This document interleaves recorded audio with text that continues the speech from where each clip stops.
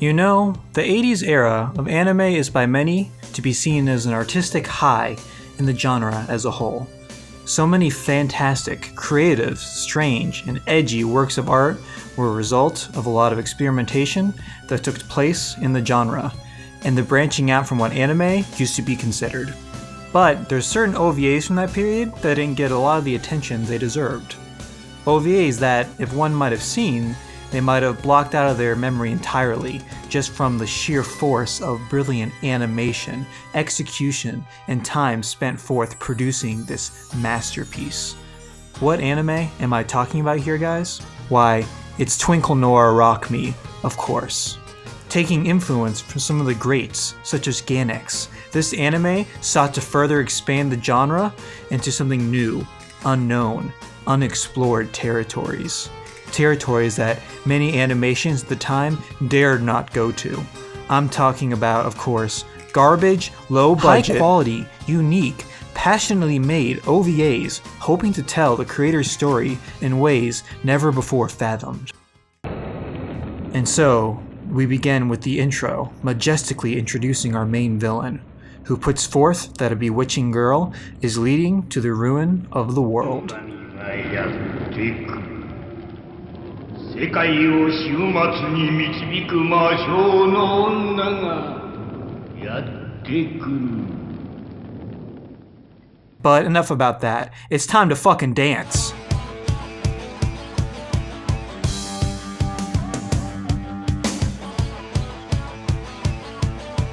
So right off the bat, you can tell that this band was influenced from some of the greats. We're talking Talking Heads, Devo, Sting, Interpol. I mean, just listen to those stellar lyrics, combined with only the highest budgeted animation and framing.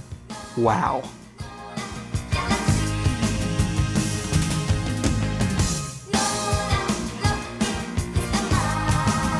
The intro already has me breathtaking. How can we even go farther from this point? Well, get ready to, my friends, because this next part is almost incomprehensible. The imagination and soul is taken on a journey throughout this anime. A journey so impossibly hard to comprehend that the brain cannot even transmit the amount of frames of pure skill and animation that is taking place in the first sequence of this OVA. Whoa, whoa, whoa. Pause right there. Zoom in. Enhance. Look at that quality. How much time do you think was devoted to making this one face right here? I mean, there's literally thousands of faces in the background right now. And already, they painstakingly took the effort to put in these details. Astounding. Okay, going back in, we can clearly not see Nora making her way through this place of some sort, and images lapsing over one another as things are moving around, I think. Sorry, it's just hard for me to make any sense of anything going on right now. I think the FPS went so incredibly high that it's actually looped back around and made it seem like it's only going a few frames per second. Just another genius trick this anime has produced. Okay, it looks like the animators are giving us a break from this high intensity scene, and they're letting our eyes adjust back to a normal frame rate. Now, in this scene, you can see a wealthy man thanking Nora for her actions, even offering her $10,000 for her services. But what does Nora do? Burn that shit up! See, Nora doesn't play by the tune of the capitalistic pigs that infest this universe. She plays by her own rules and her own megalomaniacal philosophy. Already, the writers for the show are making an excellent critique on capitalism. Good on you guys. So anyways, after all that stuff happened, it's time for a space journey. Nora must go meet with the bootleg RoboCop and his companions. Actually, RoboCop isn't really important here, but it's time for some bar and music scenes. Hell yeah.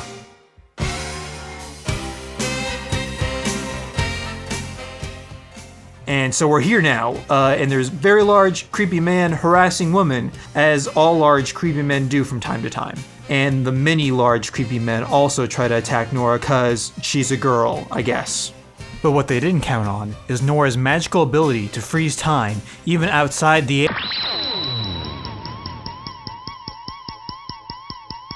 anime. However, Skinbeard Supreme soon takes charge when he sees Nora, and feels the need to propose to her right away. And unfortunately, Nora, being the single white female who don't need no man she is, rejects his offer, and they must then duel. But it seems like overweight Joe Rogan was no match for Nora's special abilities. And everything in this fight leads up to an amazing, explosive, fiery finale.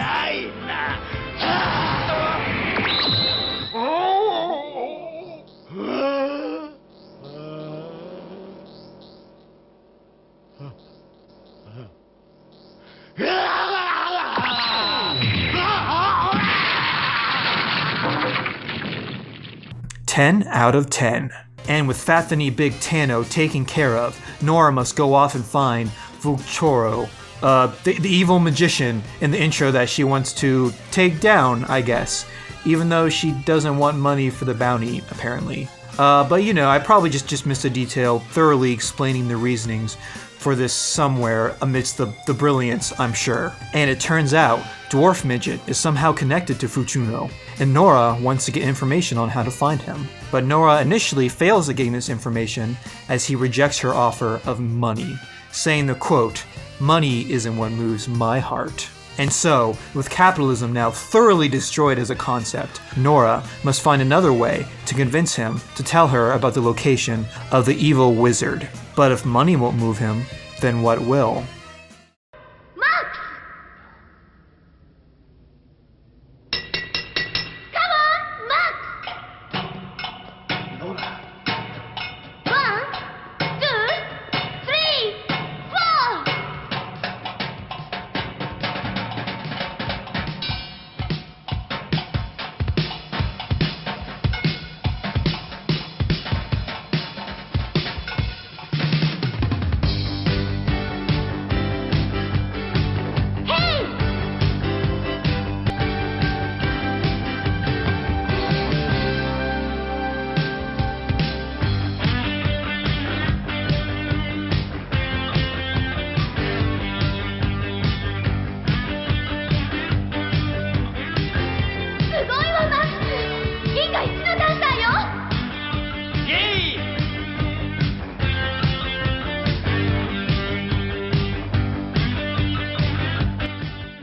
Powerful, mesmerizing. This performance is up there with Interstellar 555 and David Bowie live. Just look at those moves. The strength, the beauty. Not even Studio Ghibli movies can compete with this.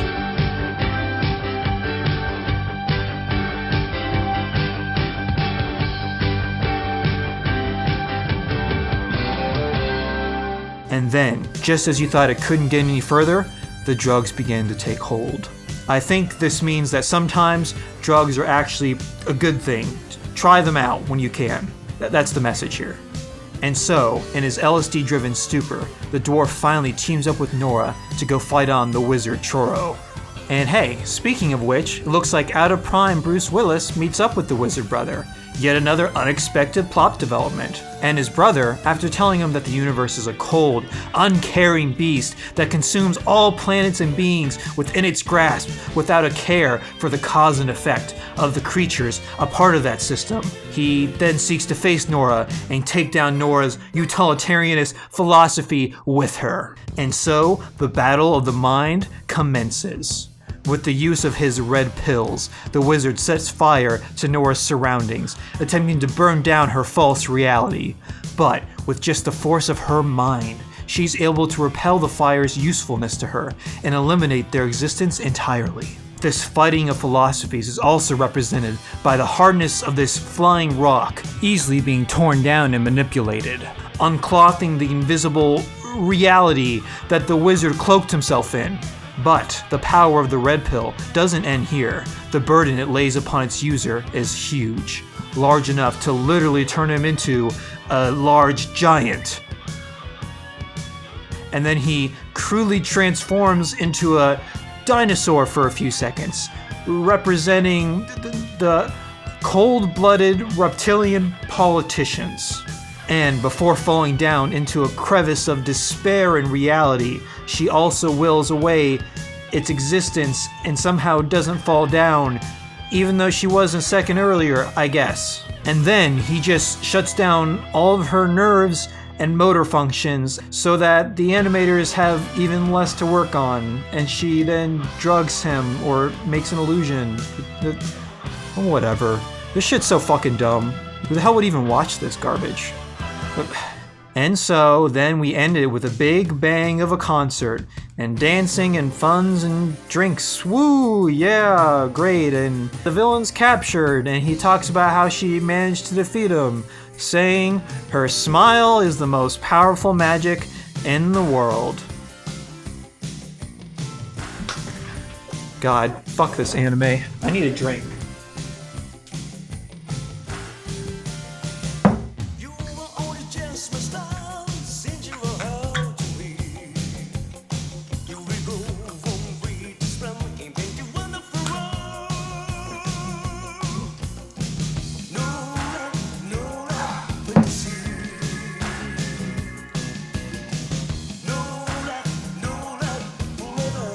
God, anime sucks.